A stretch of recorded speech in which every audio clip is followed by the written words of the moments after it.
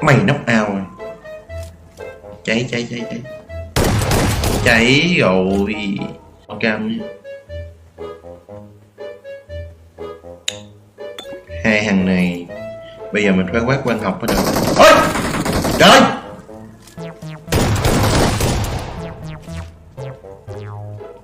ơi, thằng khứa này đứng kỳ vậy ta, hết hồn luôn á. À, thằng khứa này đây, khi mà mở hòm trong này nó quét văn học rồi, sự kiện gì quét văn học mình có một nó vô luôn kìa, nó vô kìa.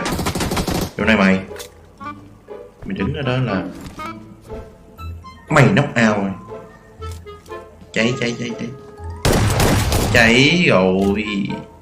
Tự chọi nó luôn, tôi chọi trước rồi nó quảng quá, nó chọi nó luôn.